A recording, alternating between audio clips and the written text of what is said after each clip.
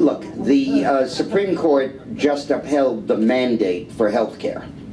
But in the course of doing it, they gave us a mandate. And our mandate is to change government so we can repeal this thing.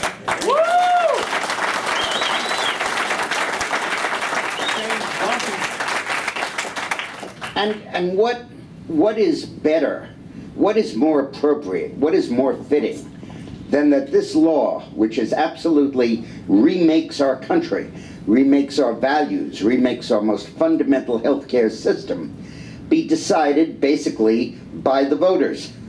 Who else do you want it decided by? And when Robert said, and I was very upset that he didn't throw it out because it's a terrible law, but when Robert said it's not my job, what he was saying is it's your job. Yeah, that's right. And that's true. That's appropriate. I mean, we all would have liked the Supreme Court to be a labor-saving device for us, but it didn't. And I'll tell you this, Barack Obama won the battle, but the advocates of health care reform, Obama style, are going to lose the war.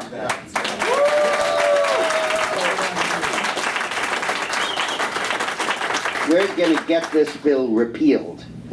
And this bill is not, if you think back to the Declaration of Independence as we approach July 4th, life, liberty, and the pursuit of happiness. This bill isn't about the pursuit of happiness. This bill isn't even about liberty. This bill is about life. Life. Now, as I look out in this audience, unfortunately, none of you can relate to what I'm saying because nobody here, particularly not any of the women, is anywhere near 65 years of age. But Good move!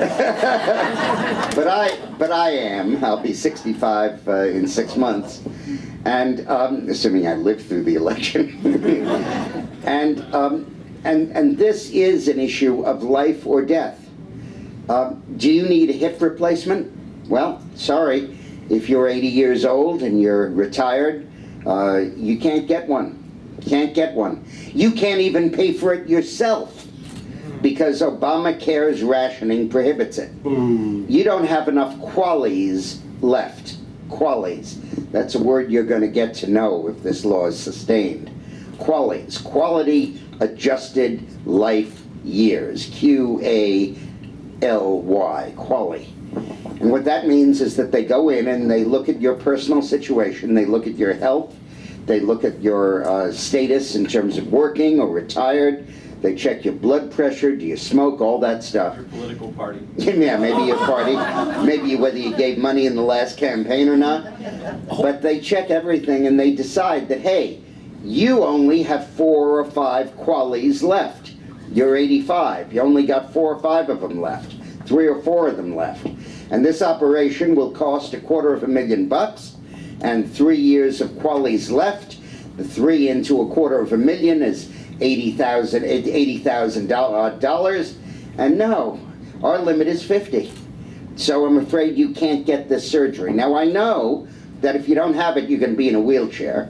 And I know that the average life expectancy of people who are confined to a wheelchair over the age of 80 is less than 2 years, so I know that I'm imposing a death sentence on you. But hey, those are the breaks. We have to make room for the illegal immigrant who is 30 years old and has 40 or 50 QALYs left in front of him. And he's entitled to that operation, and even though you're a veteran and you fought for this country and you paid taxes and you worked, you are not entitled to that. Those are the stakes in the healthcare law. Because the only way to save money in healthcare is to kill people. A quarter of all of our healthcare Medicare dollars are spent in the last year of a patient's life. Worthless, huh? Worthless. You're just buying 12 months of life. Well, my dad died 2 years ago at the age of 99 actually, just shy of 100. And I gotta tell you, that last year was the best year we've ever had together. And I'm sure that all of you have had experiences with people who've been diagnosed and then fight it and you get a year or so to say goodbye. Terribly, terribly important. And in any case, I get up in the morning, I go to work, and I make money so I can do that. so I can protect my family. I don't care if I have a yacht or an airplane or any of that stuff. I don't. I do it to protect my family, and the most important thing I can do for them is give them health care.